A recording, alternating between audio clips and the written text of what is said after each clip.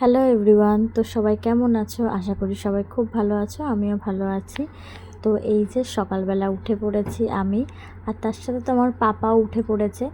তো আমার নতুন একটা ব্লগে তোমাদের অনেক অনেক স্বাগত। তো এটাও আমি সেকেন্ড ব্লগ করছি সারাদিনের। তো এই যে পাপা উঠে দুষ্টুমি শুরু করে দিয়েছে, ওর হাতে একটা টিকটিকিও আছে, আর ওর বাবা তো বেরিয়ে গেছে। তো তারপরে পাপা আর আমি মানে পাপাকে নিয়ে একটু বাইরে যাব, মানে ও ঘুম থেকে উঠে না একটা জিনিস দেখতে আসে, কি বলো তো, এই যে গরু।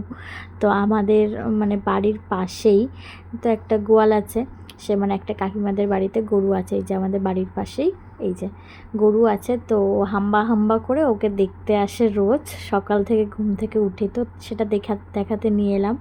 আর এই যে গাছগুলো না খুব সুন্দর হয়েছে। তোমরা কি দেখে বুঝতে পারছো যে এগুলো কী গাছ? তোমরা যদি মানে বুঝতে পারো যে এগুলো কী গাছ, তাহলে অবশ্যই কমেন্ট করে জানিও। তো এই যে কাছাকাছি থেকে দেখিয়ে দিচ্ছি, একটা কমেন্ট করো কিন্তু যে এগুলো কী গাছ। তো তারপরে আমি স্নান করে নিলাম।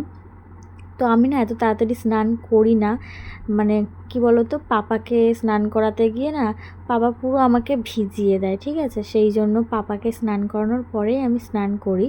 কিন্তু কালকে যেহেতু মানে একাদশী ছিল, মানে এটা একাদশীর পরের দিনের ভিডিওটা, সেই জন্য তাড়াতাড়ি একটু চান করে নিলাম। তো এই যে চান টান করে একটু মাথাটা আঁচড়িয়ে সিঁদুর পরে নিলাম। তো এরপর পাপাকে খাওয়াবো, মানে অনেক কাজ আছে।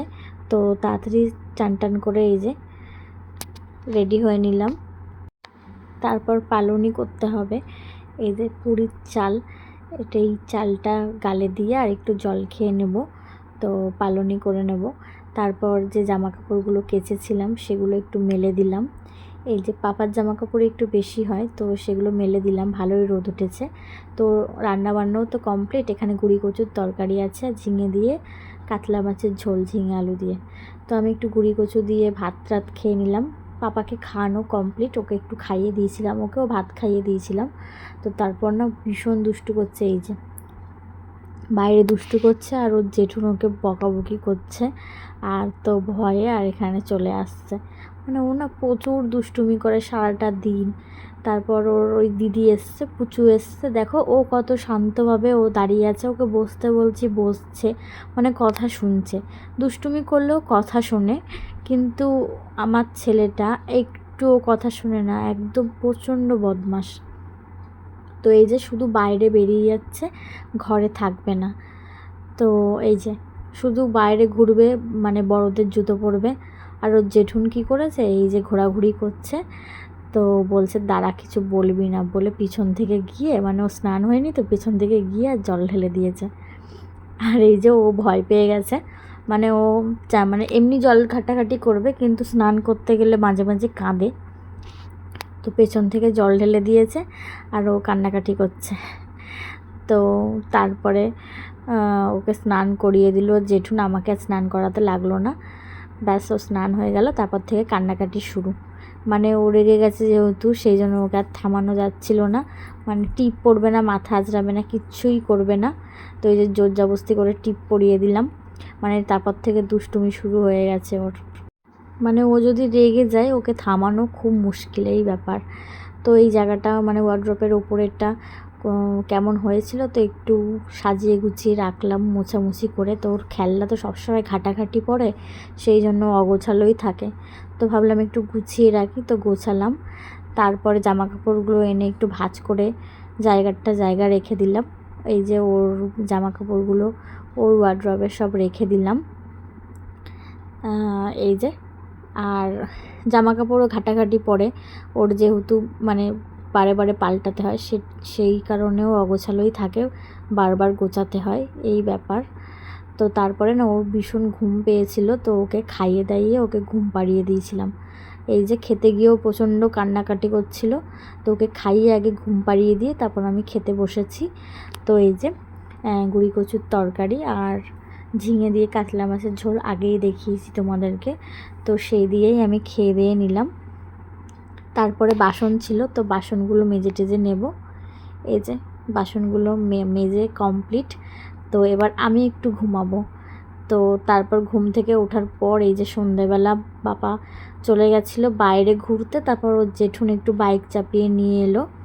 এই যে ওকে একটু খাওয়াবো বলে, তো আসতে চাইছিল না, বারবার ডাকছিলাম, ও তো দাঁড়িয়ে পড়েছে।